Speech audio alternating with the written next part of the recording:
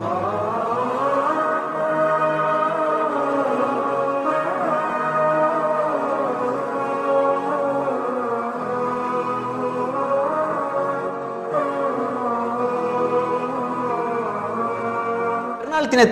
அந்த வாழ்த்துக்களை பரிமாறிக்கொள்ளலாம்.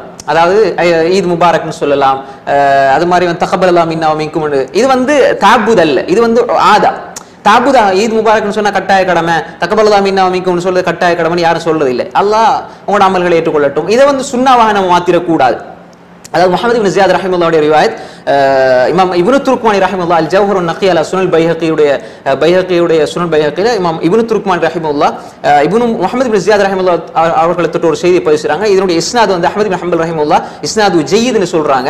சஹாபாக்கள், அதாவது முஹம்மது இப்னு ஜியாத் ரஹிமஹுல்லாஹ் சஹாபாக்களை சந்திச்ச பொழுது அபூ உமாமா அல் பாஹிலி ரலியல்லாஹு அன்ஹு அவங்க சஹாபாக்கள் என்ன செய்வாங்கன்னா ஒருவரை சந்திச்சால் பெருநாளுடைய தினத்துல தகபலல்லா மின்னா மின்கும்னு சொல்லுவாங்க என்ற செய்தி இஸ்னாத் ஜய்யிதோட பதிவு செய்யப்பட்டிருக்கு.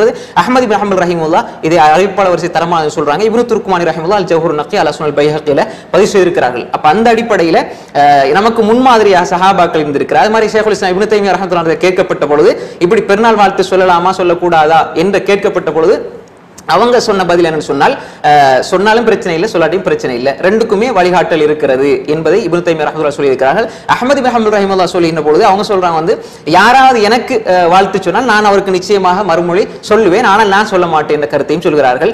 அதே மாதிரி இந்த இடத்துல இப்னு ஹஜர் ரஹிமஹுல்லாஹ் ஃபத்துல் பாரியில் ஒரு செய்தி பதிவு செய்திருக்கிறார்கள், ஜுபைர் இப்னு நுஃபைருடைய ஒரு செய்தியையும். அதே மாதிரி இன்னும் பல அறிஞர்கள் பல செய்திகளை பதிவு செய்திருக்கிறார். சஹாபாக்கள், துராசல், முன்னோர்கள், சலஃபு சாலிஹீன்கள் பெருநாள் வாழ்த்துக்கள் தெரிவிச்சிருக்கிறாங்க. அப்ப அந்த அடிப்படையில் பெருநாள் வாழ்த்துக்களை தெரிவிக்கிறது என்பது அனுமதிக்கப்பட்ட ஒன்று, விரும்பத்தக்க ஒன்று அல்ல. ஆனா ஒருவர் துவா செய்யறது, அவங்க நல்லா இருங்க, அல்லாஹ் அவங்களுக்கு அருள் செய்யட்டும்.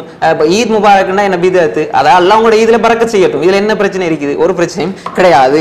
அப்ப எனவே இந்த அடிப்படையில் அதை முன்னோர்கள் செய்திருக்கிறார்கள். அப்ப இப்னு தைமிய்யா ரஹ்மத்துல்லாஹி நிறைய அறிஞர்கள் அதை அனுமதிச்சும் இருக்கிறாங்க, அது எந்த பிரச்சனையும் இல்லை என்ற கருத்தை சொல்லியிருக்கிறார்கள். நிறைய இதை தூக்கி பிடிச்சிட்டு ஈத் முபாரக் சொல்வது பிதஅத், இது கூடாது. அப்ப இதெல்லாம் ஒரு கரடு முரடாக காட்டுறது மார்க்கத்தை. பெருநாள் தினத்தில் யாரையும் பேசக்கூடாது. அப்ப அஸ்ஸலாமு அலைக்கும் ஈத் முபாரக் சொல்லிட்டாருடா, அப்ப வீட்டுக்குள்ளே இருக்கணும். அப்ப இந்த மாதிரி வறட்சியான கரடுமுரடான சிந்தனைகள் கொண்ட மார்க்கம் அல்ல இது. அப்ப எனவே மக்களுக்கு சொல்லணும், துவா செய்யணும்.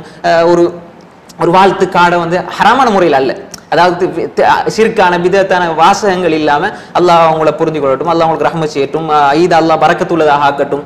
உதாரணம் நான் கேட்கிறேன் உங்கள்கிட்ட, அல்லாஹ் உங்களுடைய ஈதுல பரக்கத் செய்யட்டும், உங்களோட குடும்பத்துல பரக்கத் செய்யணும், பிள்ளையா? சரியா? சரிதான். அது அரபுல சொன்னா என்னடா ஈத் முபாரக்.